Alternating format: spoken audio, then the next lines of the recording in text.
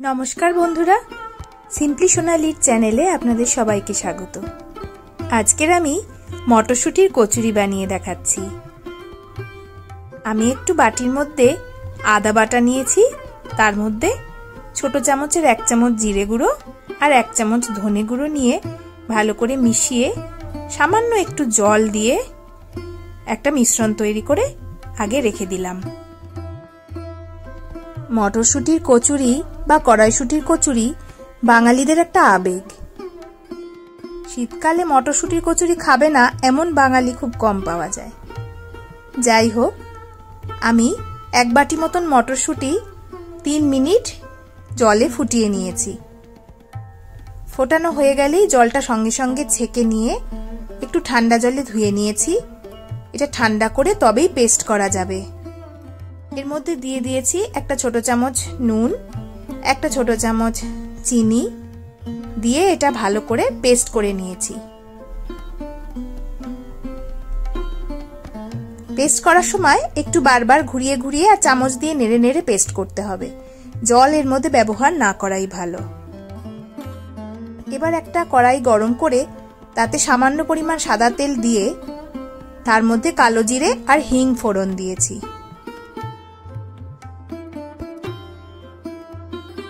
এরপর এটার মধ্যে ওই যে আগে আদার মিশ্রণটা তৈরি করে রেখেছিলাম, আদা বাটা জিরে ধনে গুঁড়োর, সেটা দিয়ে দিয়েছি। আদার কাঁচা গন্ধটা চলে গেলে মটরশুঁটির পেস্টটা এর মধ্যে মিশিয়ে নিয়েছি। মটরশুঁটির পেস্টটা নাড়তে নাড়তে কড়াই থেকে যখন পুরোপুরি ছেড়ে আসবে তখন বুঝতে হবে এটা হয়ে এসছে।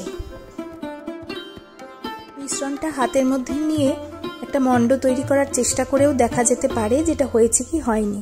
যদি সুন্দরভাবে মণ্ড তৈরি হয় বুঝতে হবে এটা হয়ে গেছে।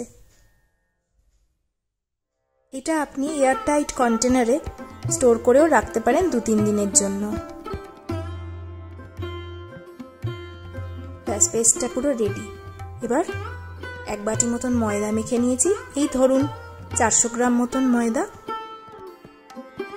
ময়দাটা মাখার আগে আমি 1 চামচ নুন, 1 চামচ চিনি দিয়ে আর সাদা তেল দিয়ে একটু ময়াম দিয়েছি, দিয়ে উষ্ণ জল দিয়ে ময়দাটা মেখেছি।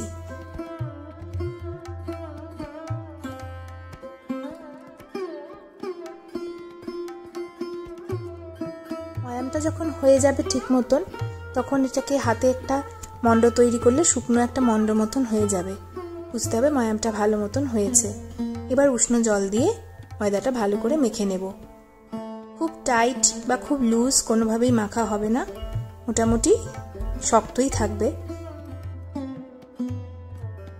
ময়দাটা মাখা হয়ে যাবার পর আমি কিছুক্ষণ রেস্টে রেখে দিয়েছিলাম। ময়দাটা রেস্টে রেখে দিয়ে ওই সময় আমি মটরশুঁটির যেটা পুর বানিয়েছি সেটার থেকে ছোট ছোট করে লেচির মতন কেটে কেটে মণ্ড তৈরি করে বল বানিয়ে রেখে দিয়েছিলাম। ময়দার লেচিতে পুর ভরার সময় যদি একই হাতে ওই ময়দার লেচি কাটা আর মটরশুঁটির পুর একই সাথে ভরা হয় তাহলে ওই লেচির গায়ে মটরশুঁটির পুর আটকে আটকে যায়। তখন তেলে ভাজার সময় ওই পুরগুলো ছেড়ে একদম পুড়ে তেলটা কালো হয়ে যায়। তাই জন্য আগে থাকতে মটরশুঁটির এরকম বল বানিয়ে নিলে খুব সুবিধা হয়। এরপর আমি ওই ময়দাটা থেকে মোটামুটি যেরকম সাইজের লেচি আমার দরকার সেরকম আমি কেটে নিয়েছি।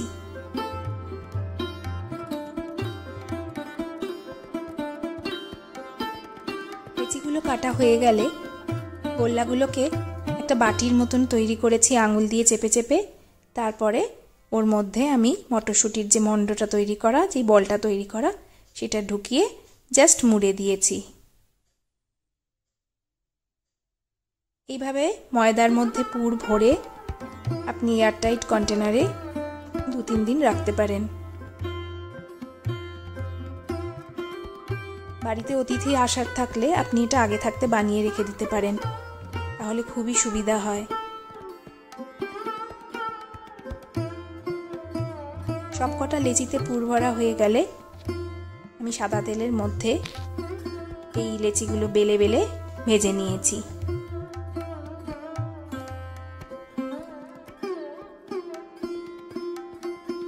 প্রথমেই খুব বেশি তেল দিইনি, একটু একটু করে তেল দিয়ে আগে ভেজেছি, পরে যদি তেলের প্রয়োজন হয়েছে তখন দিয়েছি।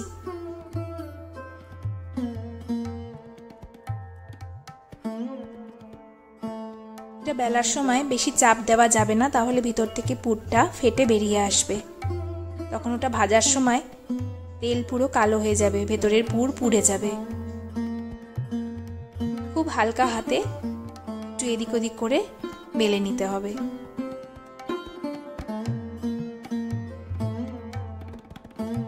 মটরশুঁটির কচুরির সাথে আলুর দম, এই কম্বিনেশনটা অসাধারণ। আমার আলুর দমের রেসিপিটা আমার এই চ্যানেলে আপনারা পেয়ে যাবেন। এই ছোট আলুর দম শীতকাল ছাড়া তো হয়ে ওঠে না, এই সময় এটা দারুণ লাগে।